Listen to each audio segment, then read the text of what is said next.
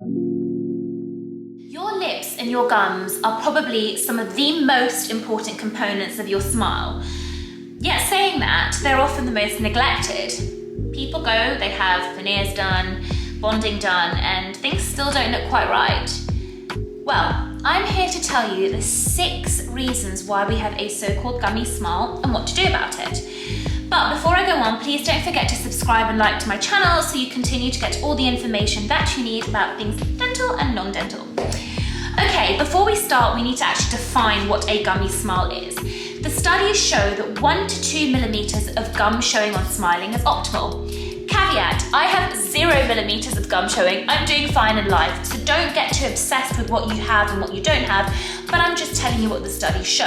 So if that's considered to be optimal, what's not optimal? Well, more than 3 millimeters of gum showing on smiling is considered to be too much gum. What can we do about it?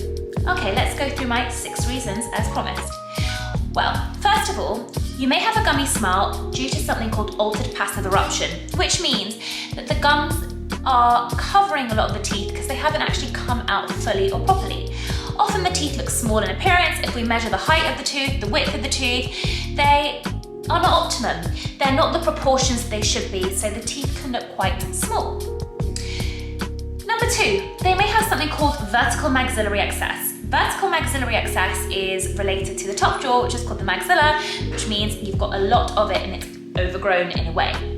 And again, teeth might appear small, they might be okay in proportion. Measure the height, we measure the width, and we check all of that. Number 3, I want to go into something a little bit more different. It's called having a short upper lip. In short, if we have somebody that's relaxing and their top lip doesn't necessarily meet their lower lip, they have short lips, what we call incompetent lips. Not incompetent in the way that they don't know how to do stuff, incompetent that they don't meet together. Now, if that's the case of having a short lip, your teeth may be absolutely normal in size, in the height, and the width, and this is really a lip-related issue.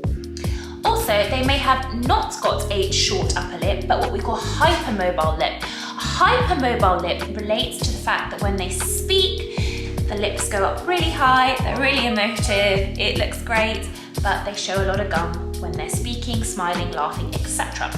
So we've got those 4 reasons. What else do we have? They could have something called gingival hypertrophy, which means that the gums have overgrown over the teeth, and that could be due to genetic and environmental factors, so hormonal, oral hygiene, genetic, there are various reasons. So we've got the altered passive eruption, vertical maxillary excess, short upper lip, hypermobile lip, gingival hypertrophy, and then our last thing is that we could have people that are just genetically born with really small teeth or teeth not in the right position and they need to be changed into the right position, and this could be the teeth and the jaws. So those are my 6 reasons, okay guys, and how we treat them completely depends on why you have that gummy smile.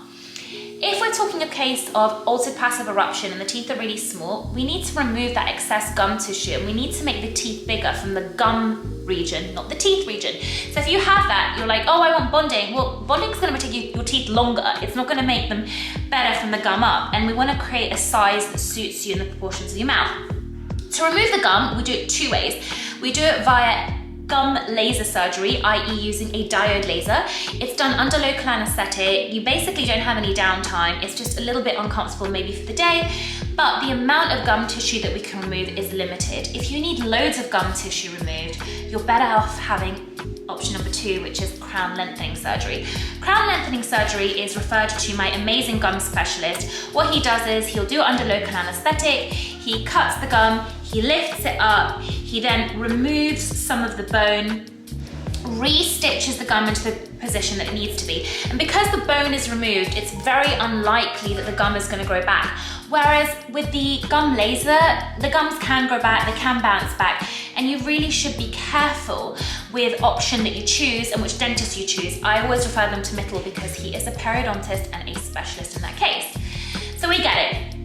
Altered passive eruption, vertical maxillary excess, if the teeth are looking short in height, or maybe even between the teeth, they need to have the gum removed via laser or crown lengthening, which involves removal of the bone and is more permanent. But what if you have a short upper lip, as we described, or a hypermobile lip? In that case, you'll be looking at different things. So for example, having dermal filler, i.e. filler in the lip to alter the volume of the lip, the length of the lip, or having botulinum toxin, which is a relaxant. It's also known as Botox. We inject it on either side of the nose, and basically it relaxes the muscles so the muscles don't pull the lips as high. It needs to be done every 3 to 6 months, and it's non-invasive, but ultimately it's a top up for the rest of your life. Some people do have surgery where they actually snip the muscles as well to prevent much gum showing, and it's obviously more permanent, but I would have to refer you to a plastic surgeon for that. So we understand now the differences, right? Because the size of the teeth is going to make the difference on how we actually treat the gummy smile. What about the other things that I talked about? Well, gingival hypertrophy, I explained, was overgrowth of the gum. Now, we'll assess what's going on. Are your hormones causing it? Is it hygiene that's causing it? Is it genetic? What factors? And we want to control those factors and make sure that whatever is causing it, we've got it, really tightly controlled. Once that's done, Mittel can also perform surgery to remove that excess gum and make sure that we get the proportions right and the gum hasn't overgrown again. Now, the last thing which is super important is if you've got genetic issues where your teeth may be in the wrong position, or your jaws are not necessarily in a position which creates a completely symmetrical and balanced look, you can have orthodontic treatment in combination with surgery or without surgery.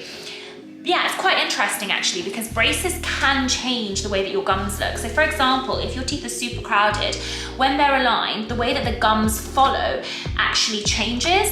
So it's really worth having that conversation, understanding how your gums will change, and certainly going to see an orthodontist, which I am not, you can have a discussion with them about how to change the jaw movements and so forth. And they may even work with a surgeon if you want to go that step further. So loads of different ways to treat a gummy smile, and I guess it just depends on what is causing that gumminess. And remember guys, it doesn't matter. If you love your gummy smile, absolutely go and embrace that. But if you're looking at having treatments done like veneers and bonding, you really need to understand that gums have to be addressed as well, especially if you show gum on smiling. I don't show any gum on smiling, so if they were all uneven, no one would even know. But if they are, people are going to notice it. And generally speaking, you want your canine teeth, which are the pointy ones, to be level from the gum to the front ones, and then the little lateral incisors to be 1 millimeter or 2 below that. So I want to show you a little case to see the impact that it can have on the face. It is going to be a bit gruesome, but we've got this client, she's amazing. And what happened was, when she came to me, she said, I only want veneers, but if we did veneers, she'd have short, fat looking veneers. So we discussed crown lengthening. She had altered passive eruption and vertical maxillary excess, and she also went to go see Mittel, who did crown lengthening, removed the bone, removed the gums, and stitched everything back together. He then referred her back to me to have veneers. She had her temporary veneers, and you can see what an impact it has. We've got things like the proportions are all right, the gums are all even, the teeth are bigger from the gum up. And it overall took about 3 months, because you need to heal from the gum surgery, and Dr. Mittel will advise you how you need to handle that and what you need to wait for. Anyways, I hope you've enjoyed it and it's all been clear, but if you've got any more questions, don't forget to make a comment. And again, don't forget to subscribe and like to the channel, and I'll see you another time with another topic. Bye.